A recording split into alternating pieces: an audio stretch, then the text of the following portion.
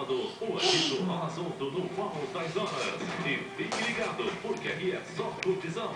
Serginho Groisman comanda uma festa com muita música, altos papos e convidados especiais. Todo sábado, a sua diversão